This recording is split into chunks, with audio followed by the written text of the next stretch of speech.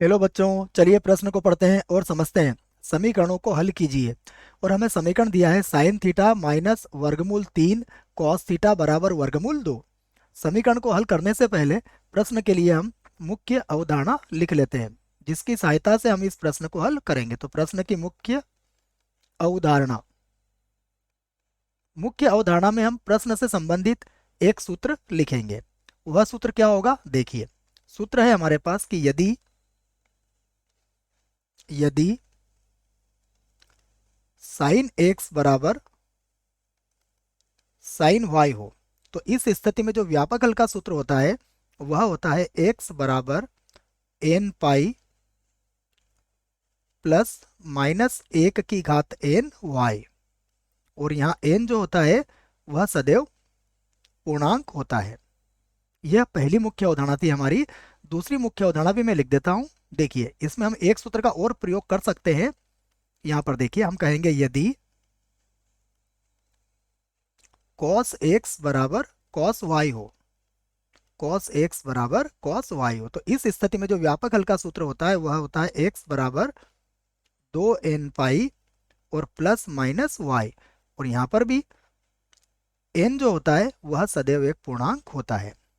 चलिए प्रश्न में दी गई समीकरण को हम लिख लेते हैं। तो देखो, जो समीकरण दी है वो क्या है हमारे पास, समीकरण समीकरण है साइन थीटा माइनस का वर्गमूल 3 कॉस थीटा और बराबर होगा वर्गमूल 2 के। तो इसे हल करने के लिए सबसे पहले हम क्या करेंगे, इसमें भाग लगाएंगे। देखो, भाग किसका लगाएंगे वो भी लिख देता हूं मैं। यहाँ देखिए, साइन थीटा का गुणांक कितना है हमारे पास, 1। तो यहाँ मैंने 1 का वर्ग किया। और फिर प्लस कॉस थीटा का जो गुणांक है वो है माइनस का वर्गमूल 3। हमने इसका भी वर्ग कर दिया और उनका योगफल करके वर्गमूल ले लिया। हल करने पर देखिए कितना आएगा, यहाँ 3 और 1 4 हो जाएगा, 4 का वर्गमूल 2 होगा। तो इसका क्या करेंगे, हम भाग लगा देंगे। का भाग देने पर, यहाँ लिख देते हैं हम, का भाग देने पर देखिए, जब हम 2 का भाग लगाएंगे तो ये क्या बन जाएगा हमारे पास, देखो 1/2 और साइन थीटा हो जाएगा। तो ये तो हो जाएगा 1/2 और ये बन जाएगा साइन थीटा। उसके बाद माइनस, देखो ये बनेगा हमारे पास वर्गमूल 3/2। इसको लिखेंगे हम वर्गमूल 3/2 और ये हो जाएगा कॉस थीटा। बराबर देखिए कितना होगा, यहाँ वर्गमूल 2 था तो वर्गमूल 2/2 हो जाएगा ये। तो ये होगा वर्गमूल 2 और बटे में भी कितना हो जाएगा, यहाँ पर 2 हो जाएगा। अब आप देखिए 1/2, मैं इसको ऐसा लिख सकता हूँ, मैं इसको लिखूंगा साइन थीटा।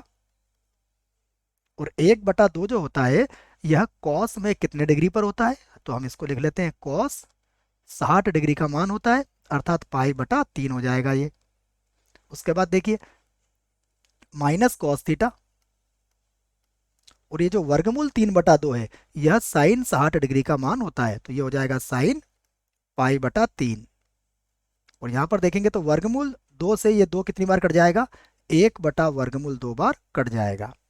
अब यहाँ पर हम एक सूत्र का प्रयोग करेंगे, वह सूत्र भी मैं लिख देता हूँ। देखो, हम इस बात को जानते हैं कि साइन ए कॉस बी, उसके बाद माइनस का कॉस ए और साइन बी, यह जो होता है सूत्र यह साइन ए माइनस बी के बराबर होता है, साइन ए माइनस बी। इसी सूत्र का प्रयोग हम यहाँ पर करेंगे, sign A cos B minus cos A sine B बराबर साइन ए माइनस बी। तो देखो, इस सूत्र की सहायता से ये क्या हो जाएगा, ये होगा हमारे पास साइन ए का मान है थीटा और माइनस का हो जाएगा पाई/3। ये बन गया साइन ए माइनस बी बराबर। अब देखिए 1/वर्गमूल 2, 1/वर्गमूल 2 जो होता है यह साइन 45 डिग्री का मान होता है, अर्थात साइन पाई/4 इसे लिख देंगे हम। अब यहाँ पर हम व्यापक हल लिख सकते हैं इसका। तो व्यापक हल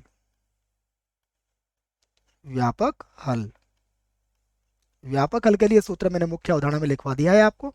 ये होगा थीटा माइनस पाई/3 बराबर होगा एन पाई, उसके बाद होगा प्लस माइनस 1 की घात n।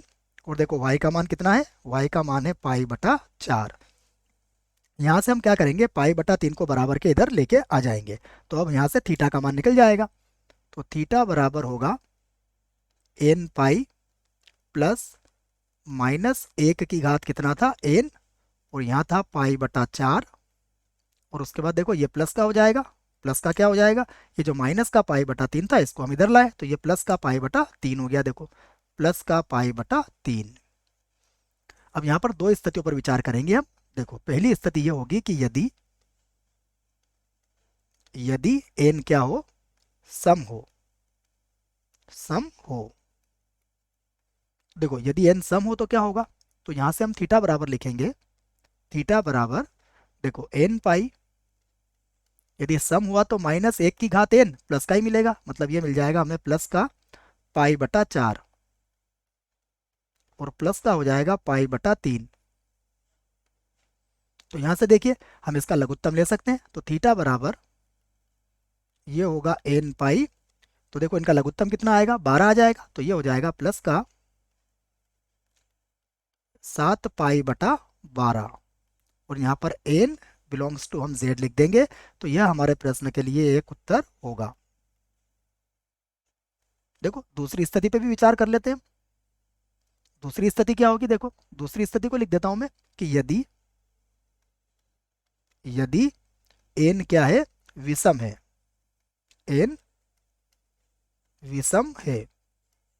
देखिए यदि n विषम हुआ तो थीटा बराबर क्या होगा, n पाई, अब माइनस 1 की घात n, ये माइनस का हो जाएगा, तो ये होगा माइनस का पाई बटा 4, और प्लस का होगा पाई बटा 3।